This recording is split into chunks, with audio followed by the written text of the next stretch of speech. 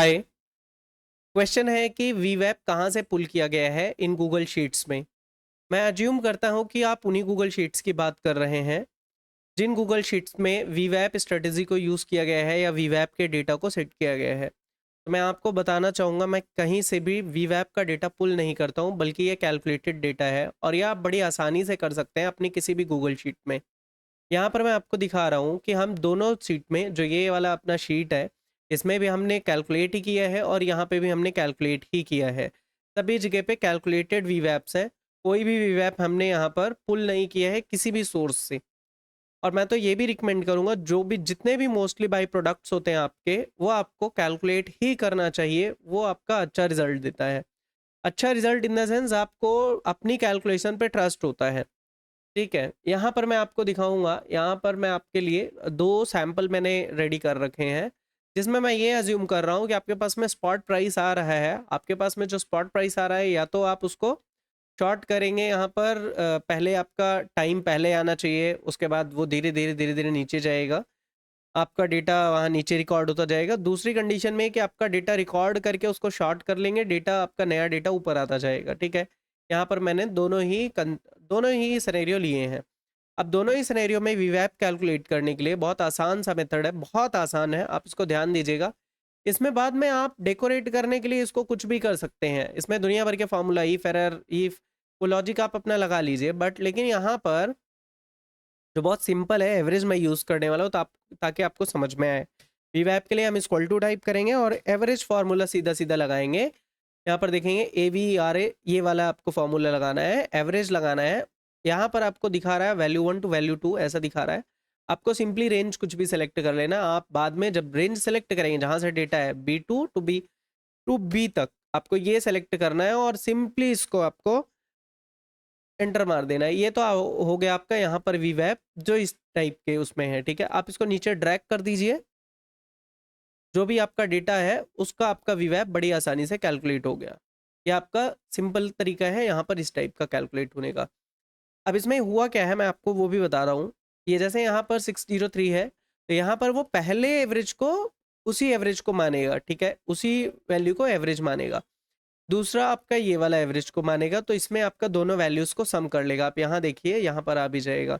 दोनों दोनों वैल्यूज को सम करके 2 से डिवाइड कर दिया। ठीक है, ये ऑटोमेटिकली होगा आपका एक्सेल शीट, गूगल शीट में। आपको यहाँ पर एवरेज इसी फंक्शन का, तो एवरेज इसी काम को तो करता है। 3 को अगर आप लेंगे तो 3 को अगर आप लेंगे, तो यहाँ पर देखिए 587 आ गया।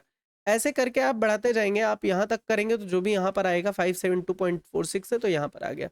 इस तरह से दूसरे सिनेरियो में हम आते हैं। हम दूसरा सिनेरियो ये समझ रहे हैं कि पहले, सबसे पहले डेटा आता है 915 का, देन 916 का, ऐसे नीचे की तरफ रिकॉर्ड होता जाता है।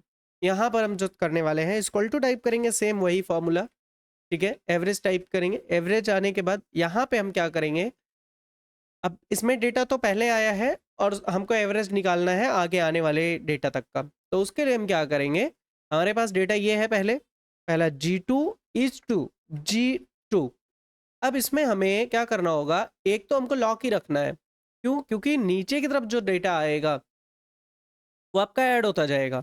तो हम क्या करेंगे, वैल्यू 2 मीन्स न्यू वैल्यू, जो भी न्यू वैल्यू है, जो वहां पर आपका एक वैल्यू 1 जो यहाँ पर आपका है G2 वाला, ये आपको एक तो लॉक नहीं करना है, दूसरा वाला लॉक करना है। राइट, आपको एक तो लॉक नहीं करना है, एक लॉक करना है। सो एक क्या करेंगे, आप एक में लॉक लगा देंगे। ठीक है, G2 एक को ही लॉक करेंगे, F4 दबाएंगे, लॉक हो जाएगा। आप अगर नहीं F4 प्रेस कर रहे हैं, नहीं आपके उसमें काम कर रहा है, F4 वाले से ये लॉक नहीं हो रहा है, बहुत सारे ऐसे विंडोज़ इसमें माइक्रोसॉफ्ट ऑफिस वाले में अगर प्रॉब्लम आ रही है, आपको एक्सेल में कर रहे हैं, या आपके गूगल शीट में इस टाइप का कुछ इशू आ रहा है, F4 दबाने पर नहीं चल रहा है, तो आप उसको मैनुअली $साइन दे दीजिए। यहाँ पर आप देखिए मैंने क्या किया, एक का रो और कॉलम दोनों लॉक कर दिया। इसका जी कॉलम लॉक कर दिया और इसका रो नंबर 2 भी लॉक कर दिया।